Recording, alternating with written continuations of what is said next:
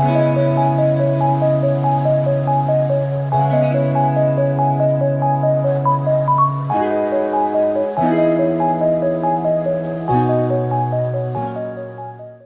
friends, welcome back to our channel Learn with EduFunda. I am here again with next part of noun. Hope guys you like it. If everything is normal, so let's begin the today's session. Okay, so move on.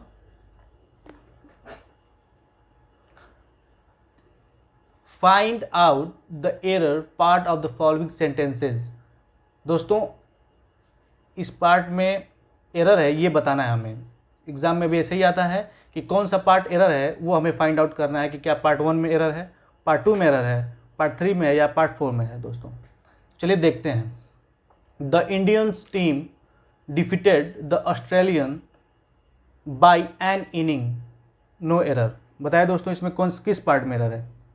आपके पास 30 second का समय है.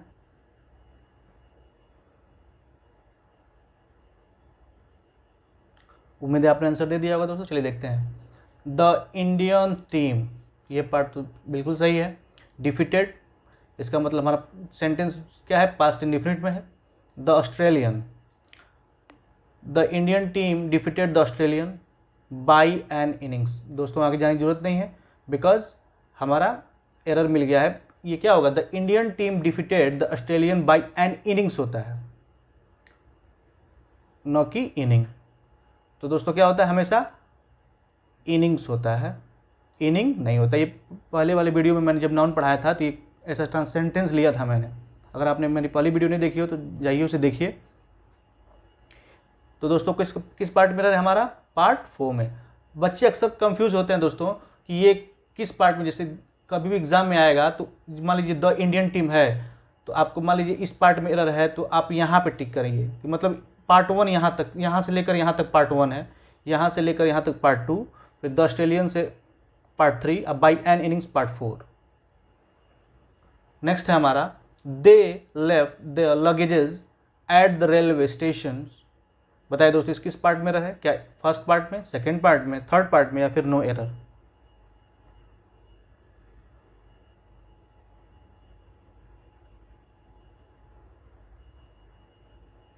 उम्मीद है आपने answer दे दिया होगा दोस्तों. चलिए देखते हैं. They left their luggages at the railway station. दोस्तों मैंने बताया भी था कि कुछ शब्द ऐसे होते हैं जिनका प्लूरल नहीं बनता. जैसे अनकाउंटेबल नाउन का प्लूरल नहीं बनता, वो एज इट इज सिंगुलर ही रहते हैं. तो दोस्तों क्या होगा, यहाँ पे लगेज होगा, न कि लगेजेस. तो क्या होगा दोस्तों, यहाँ पे ये यस हट जाएगा, आपका क्या होगा यहाँ पे लगेज.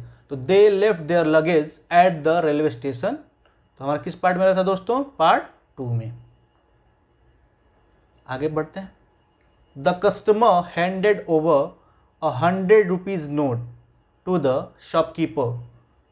क्या फर्स्ट पार्ट में एरर है, सेकेंड पार्ट में है या फिर थर्ड, या फिर कोई गलत नहीं है इसमें, बताएं दोस्तों.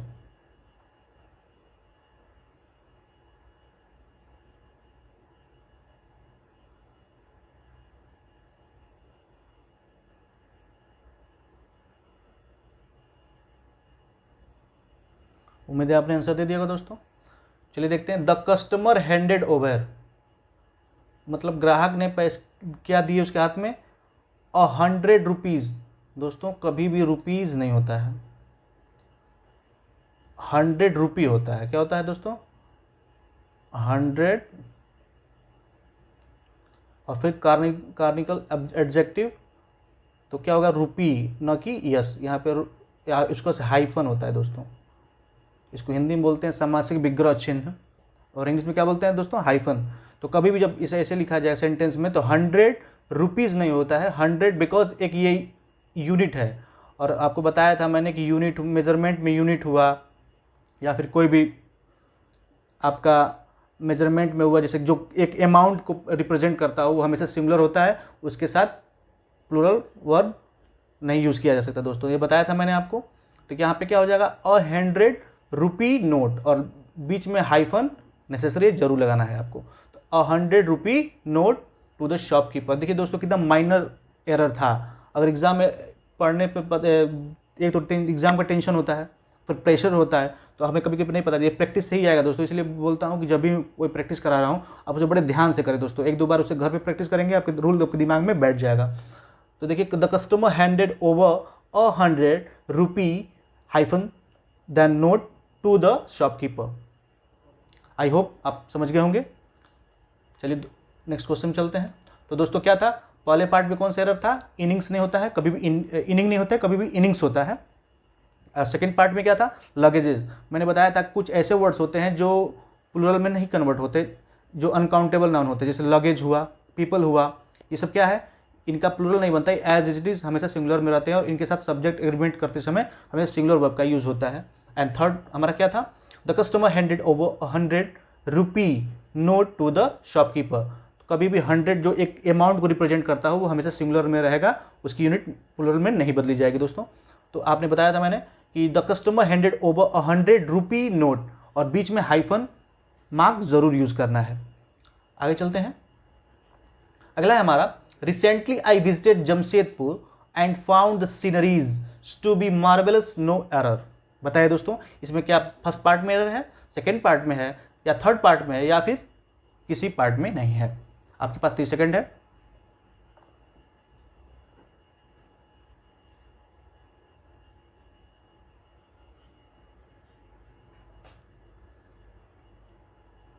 आई होप आपने आंसर दे दिया होगा। चलिए देखते हैं। रिसेंटली आई, कभी भी दोस्तों एरर कॉमन एरर एग्जाम में आ जाता है, तो सबसे पहले उसके सेंटेंस को एक दो बार बड़े ध्यान से पढ़ना चाहिए। चलिए इसमें देखते हैं, रिसेंटली आई विजिटेड जमशेदपुर, यहाँ तक तो हमें सही लग रहा है, नो एरर है। एंड फाउंड द सीनरीज, तो दोस्तों मैंने बताया था कि कुछ ऐसे वर्ड होते हैं जिनका प्लूरल नहीं बनता, क्या है उसमें, यस या यस नहीं यूज कर सकते, इसमें क्या होगा दोस्तों, सीनरी होगा, ना कि सीनरीज। क्या होता है दोस्तों, सीनरी होता है। तो क्या हो जाएगा, recently I visited Jamshedpur and found the scenery to be marvellous. इसमें पार्ट थर्ड में हमारा क्या था, एरर था। और पिछले वाली वीडियो में मैंने वो शब्द यहाँ पे नोट कराए थे दोस्तों, किस किस शब्द को में यस या यस का यूज नहीं होता है। जैसे लगेज हुआ, सीनरी हुआ, पीपल हुआ, इन्फेंट्री हुआ, आर्मी हुआ, ये सब क्या है, इनके साथ कभी यस या यस का यूज नहीं किया जाता था। इसका मतलब प्लूरल नहीं बनता, बिकॉज ये क्या है, एक अनकाउंटेबल नाउन है, इसका प्लूरल नहीं बना सकते दोस्तों। नेक्स्ट है हमारा, अ train gang of sailors was employed on the ship. क्या एक फर्स्ट पार्ट में एरर है, सेकेंड पार्ट में है, या थर्ड पार्ट में, या फिर नो एरर, बताएं दोस्तों।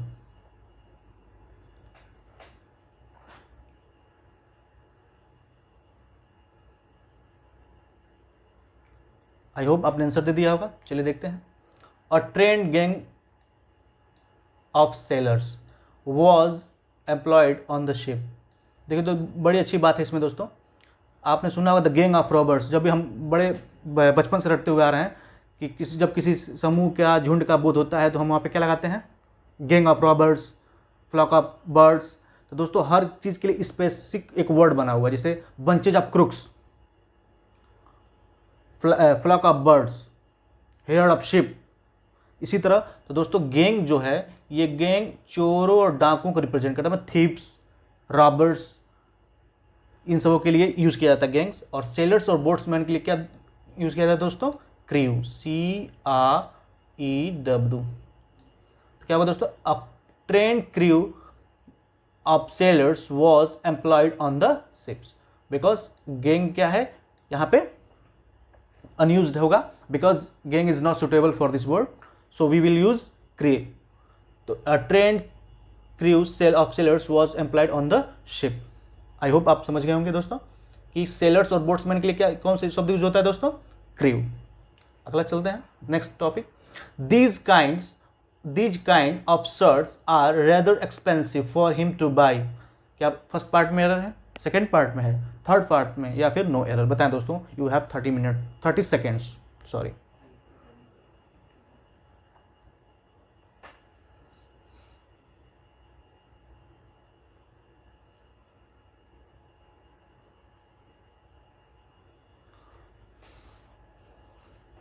आई होप आपने आंसर दे दिया होगा। चलिए देखते हैं। These kind of shirts are rather expensive for him to buy. दोस्तों कभी भी जब दीज हो तो दीज या फिर दोज। इसके साथ हम क्या यूज़ करते हैं दोस्तों, काइंड्स यूज़ करते हैं, न कि काइंड। यहाँ पे क्या होगा दोस्तों, काइंड्स। तो यहीं बस हमारा इसमें एरर क्या है दोस्तों, kinds. These kinds of shirts are rather expensive for him too because this is the plural। और अगर काइंड कब यूज़ करते तो यही होता है दिस काइंड, दैट काइंड, तब हम काइंड यूज़ करते। बट ये प्लूरल को रिप्रेजेंट कर रहा है, दीज दोज, या दिस का प्लूरल दोज होता है, दैट का प्लूरल आप जानते ही हैं। इसके लिए यहाँ पे क्या होगा, these kinds of shirts are rather expensive for him to buy a. तो इसमें किस पार्ट में रहा था दोस्तों, एक पार्ट में। तो अब समझ में आ गया। Recently I visit Jamshedpur and found the scenery. Scenery होता नहीं है, अभी बताया मैं, सीनरी, इन्फेंट्री, पीपुल, ये सब क्या है दोस्तों, ये अनकाउंटेबल नाउन है, इसका प्लूरल नहीं बनता, इसमें यस यस नहीं जोड़ते। सेकंड है a trend of gang. Gang is suitable word नहीं था सेलर्स के लिए, बिकॉज गैंग का यूज़ किस में होता है, रॉबर्स के लिए, क्रुक्स के लिए होता है। और सेलर और बोट्समैन के लिए कौन सा शब्द यूज होता है दोस्तों, क्रू, CREW। और सेकंड है दीज काइंड। तो दीज लग जाने के बाद यहाँ पे काइंड्स होगा, न कि काइंड। आई होप आप समझ गए होंगे। आगे चलते हैं। हमारा अगला है क्वेश्चन, हर माउथ वाटर्ड, मतलब उसके मुंह में पानी आ गया, व्हेन शी सॉ, जब उसने देखा, अ बुके ऑफ ग्रेप्स, उस मतलब अंगूर के बुके को देखकर उसके मुंह में पानी आ गया। इसमें बताना है दोस्तों, इसमें कौन सा पार्ट गलत है।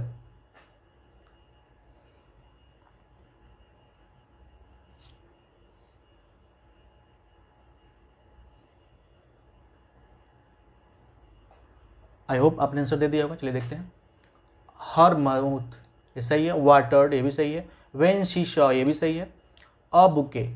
दोस्तों बुके का यूज़ किस में होता है, आपने कभी मूवी वगैरह में देखा होगा कि, या फिर आप किसी को देते हो तो क्या बोलते हैं, मैंने बुके दिया था, मतलब फ्लावर्स के लिए क्या होता है यूज़, बुके यूज़ होता है। मतलब कुछ कुछ सारे फ्लावर्स को एक साथ बाइंड करके आप बाजार में नहीं देखते, वो मिलता है किसी किसी के बर्थडे पे या फिर इंगेजमेंट वगैरह, किसी भी मतलब शुभ अवसर पे हम लोग उसको बुके गिफ्ट करते हैं। तो बुके केवल यूज़ होता है किसके लिए, फ्लावर्स के लिए। लेकिन ये क्या है, गुच्छा है ना, अंगूर गुच्छे में होता है। तो इसके लिए क्या होता है दोस्तों, bunches of crooks, sorry bunches of grapes, bunches of grapes मतलब अंगूर के गुच्छे, चाबियों का गुच्छा, बंचेज ऑफ कीज।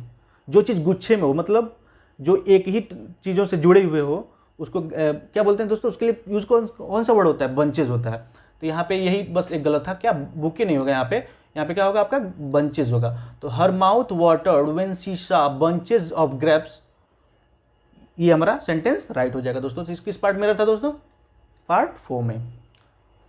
बुके किसके लिए होता है, फ्लावर से ही होता है। ये बुके ऑफ फ्लावर, तो ये हमारा सेंटेंस राइट होता, बट ये ग्रेप्स दिया हुआ है इसलिए बंचेज ऑफ ग्रेप्स होगा। नेक्स्ट है हमारा, my brother in laws who lived in Mumbai have come to stay with us. चलिए दोस्तों, मैं बताया किस पार्ट में रहा है।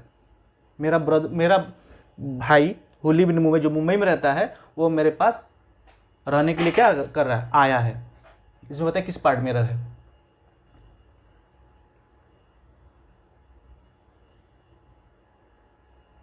आई होप आपने आंसर दे दिया होगा। चलिए देखते हैं। तो दोस्तों आगे बढ़ने की जो आवश्यकता ही नहीं है, बिकॉज यहीं पे एरर मिल गया है। कभी भी जब ऐसा सेंटेंस है, my brother in laws, my mother in laws, my father in laws, तो दोस्तों लॉज नहीं होता है, ये यहाँ पे होगा my brothers in law, my brothers in law. ये फॉर्मेट हमेशा याद रखिएगा दोस्तों, ये लॉज नहीं होगा, हमेशा क्या होगा, my brother in law, my fathers in law, my mothers in law. बस ये हमारे पार्ट में एरर था, हु लिव्ड इन मुंबई। सही फॉर्मेट क्या है दोस्तों, my brothers in law, my fathers in law, my mothers in law. Next है, all the furnitures have been sent to the new house located in a village, no error. बताया दोस्तों किस part में error है, first part में, second part में, या फिर no error.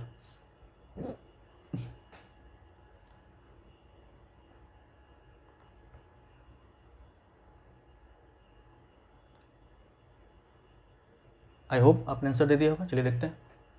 All the furnitures, दोस्तों फिर इसमें भी आगे बढ़ने की जरूरत नहीं है, बिकॉज फर्नीचर्स नहीं होता है, फर्नीचर होता है। मैंने बताया था कि जो भी अनकाउंटेबल नाउन होते हैं उसमें यस या यस यूज नहीं होता, वो हमेशा क्या होते हैं, सिंगुलर होते हैं। तो क्या होगा, ऑल द फर्नीचर, उसमें यस या यूज नहीं कर सकते हम दोस्तों। तो क्या होगा, all the furniture have been sent to the new house located in a village. तो दोस्तों सेवन्थ में कौन सा एरर था, बुके ऑफ ग्रेप्स नहीं होगा, बुके केवल फ्लावर्स के लिए होता है, बंचेज होगा, bunches of grapes. Second part में क्या था, ब्रदर्स इन लॉ होता है, ब्रदर इन लॉज नहीं होता है। और सेकंड पार्ट में क्या था, फर्नीचर्स, कुछ शब्द ऐसे होते हैं जैसे पीपुल, फर्नीचर्स, इन्फेंट्री बताया था मैंने आपको, पुलिस, इन सब में यस या यस नहीं लगाया जाता।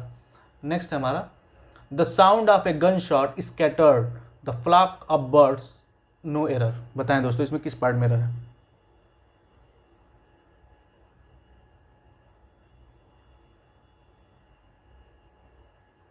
उम्मीद है आपने आंसर दे दिया होगा दोस्तों। चलिए देखते हैं, द साउंड ऑफ मतलब गोली की आवाज सुनकर, द स्कैटर्ड बिखर गई, मतलब द फ्लॉक ऑफ बर्ड्स पक्षियों का झुंड बिखर गया।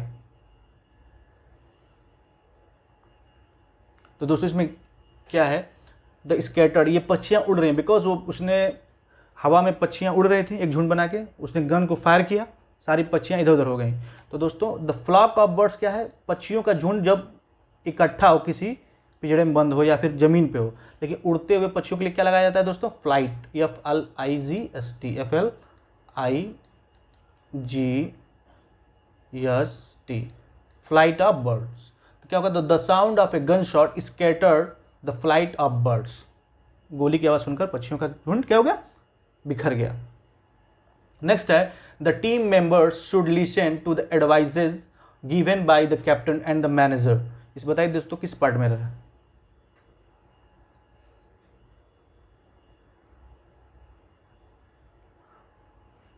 उम्मीद है आपने आंसर दे दिया होगा। चलिए देखते हैं, द टीम मेंबर्स, इसका मतलब हमारा क्या है, सब्जेक्ट क्या है, प्लूरल है।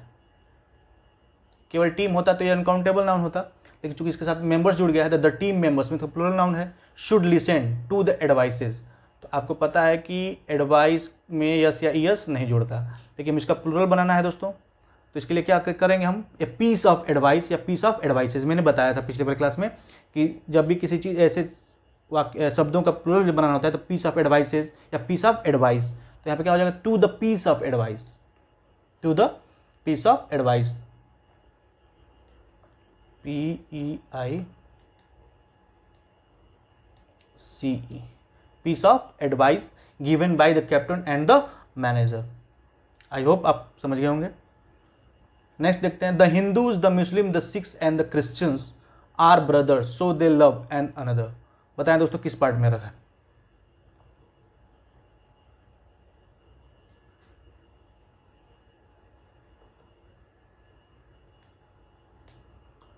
उम्मीद है आपने आंसर दे दिया होगा। चलिए देखते हैं, द हिंदूज, द मुस्लिम, मतलब आपने वो सुना है ना, हिंदू मुस्लिम सिख ईसाई आपस में है, भाई भाई, यही बोल रहा है वो। The Hindus, the Muslim, the Sikhs and the Christians are, दोस्तों बस यहाँ पे क्या होगा, ब्रदर्स नहीं होगा, बिकॉज ब्रदर्स किसके लगाए जाते हैं, जब एक ही पेरेंट्स के बच्चे हों और वो आपस में भाई, उसके लिए ब्रदर्स लगाया जाता है, मतलब फैमिली में। लेकिन यहाँ पे क्या है, ये अलग रिलीजन हो गया, ये अलग रिलीजन हो गया, तो इसके लिए क्या शब्द होता है दोस्तों, ब्रेदर्न,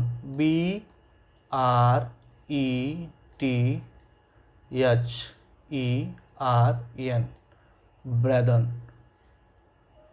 The Hindus, the Muslims, the Sikhs and the Christians are brethren, so they love one another। तो दोस्तों कि पहले में क्या डर था हमारा, जब पक्षियाँ नीचे हो या फिर किसी पिंजरे में बंद हो और झुंड में हो तो उसके लिए क्या लगाते हैं, फ्लॉक। लेकिन जब उड़ती हुई पक्षियों का झुंड हो तो उसके लिए क्या लगाएंगे दोस्तों, फ्लाइट ऑफ बर्ड्स। सेकंड में क्या था, the team members should listen to the, जब एडवाइस का प्लूरल बनाया जाता है तो क्या होता है, पीस ऑफ एडवाइसेज या पीस ऑफ एडवाइस। सेकंड क्या था, जब एक ही मतलब फैमिली या माँ बाप के बच्चों की बात, आपस में भाइयों की बात हो तो ब्रदर्स यूज़ करते हैं। लेकिन जब अलग अलग या फिर किसी कम्युनिटी को रिप्रेजेंट करना हो, किसी समुदाय को रिप्रेजेंट करना हो तो हम उसके लिए क्या लगाते हैं दोस्तों, ब्रेदर्न। आगे चलते हैं, Shakuni, the maternal uncle of कारवांस। Shakuni जो मतलब कौरवों का मामा था, वाज एन एक्सपर्ट, बहुत ही योग्य था, बहुत ही कुशल था, in the game of dice, पाशा खेलने में। सुना है ना आपने महाभारत में, पौबारा, आपको पता ही होगा क्योंकि उसने अपने पिता की हड्डियों से बनाया था वो पाशा। और हमेशा जब भी वो बोलता पितू पौबारा, मतलब जो उसके जो डाइज होते थे उसके बोलने के इशारे उस पर चलते थे, इसलिए तो वो जीता। खैर वो एक महाभारत की बात हो गई, हमें ये महाभारत देखनी है। चलिए, the Shakuni, the maternal uncle of Kauravas was an expert in the game of dice, इस किस पार्ट में रहे दोस्तों बताएं। उम्मीद है आपने आंसर दे दिया होगा। The Shakuni the maternal uncle of Kauravas was an expert the game of. दोस्तों डाइज वर्ड जो है ये आपका क्वाइन और ये स्टाम्प स्टाम्प के लिए यूज़ होता है। जब समझो ना ये साड़ी का डाइज है, ये स्टाम्प का डाई है, इस पेपर का डाई है, मतलब एक प्रकार की मुहरों के लिए यूज़ होता है डाइज। डाइज मतलब क्या होता है दोस्तों? मुहर। लेकिन यहाँ पे किस बात की बात कर रहा हूँ? पाशे की बात कर रहा है, जिससे जो लूडो टाइप का होता है उसे क्या बोलते हैं? डाइस बोलते हैं, DIC। ये होमोफोन्स है दोस्तों, थोड़ा सा कंफ्यूज करने वाले हैं। तो क्या होगा? The Shakuni the maternal uncle of Kauravas was an expert in the game of dice. DICE है ये ई। तो क्या होगा? The Shakuni the maternal uncle of Kauravas was an expert in the game of dice. दोस्तों इसीलिए बोला था कि जब भी कॉमन एग्जाम में आए तो एक दो बार बड़े ध्यान से पढ़िएगा, किस में एरर हो जाए कि या स्पेलिंग मिस्टेक हो सकती है या फिर होमोफोन्स हो सकते हैं या फिर ग्रामर मिस्टेक हो सकता है, उसको बड़ा ध्यान से पढ़ना पड़ेगा दोस्तों। नेक्स्ट है second last, Sachin Tendulkar scored more than 10,000 runs. इसमें बताएं दोस्तों कौन सा एरर है?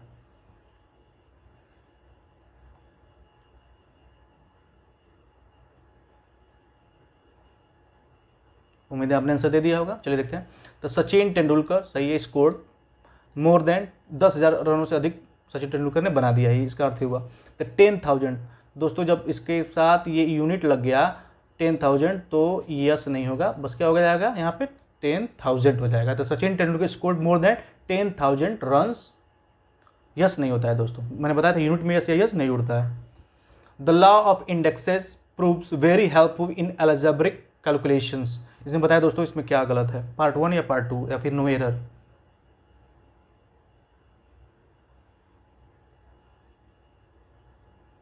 आई होप आपने आंसर दे दिया होगा। चलिए देखते हैं। The law of indexes proves very helpful in algebraic calculations. तो दोस्तों इंडेक्सेस क्या है आपका? सिंगुलर है, और इसका प्लूरल बनाने के लिए हम लोग क्या करेंगे? इसका क्या होता है दोस्तों? द लॉ ऑफ इंडेक्स, इसका प्लूरल क्या होता है दोस्तों? Indices, INDICES। तो क्या होगा? The law of indices proves very helpful in algebraic calculations. तो दोस्तों पहले में क्या एरर था? डाइस नहीं होता है, डाइस क्वाइन और स्टैम्प के लिए यूज होता है, डाइस होता है पाशा। तो सचुडेंट जब किसी भी यूनिट के सामने उसके साथ न्यूमेरिक लिख जाता है तो एक अमाउंट बन जाता है और उसका प्लूरल नहीं बनता है, ऑलरेडी वो प्लूरल रिप्रेजेंट करता है दोस्तों, इसलिए SES यूज नहीं होगा। सेकंड था इंडेक्स सिंगुलर है, इंडिसीज क्या है? प्लूरल है। आई होप आपको ये वीडियो पसंद आई होगी दोस्तों। अगर वीडियो पसंद आई हो तो लाइक करें, शेयर करें, सब्सक्राइब करें, और इसकी PDF के लिए आप हमें टेलीग्राम लिंक को ज्वाइन कर सकते हैं, लर्न विद एडुफंडा। तब तक के लिए पढ़ते रहें, मुस्कुराते रहें, बाय।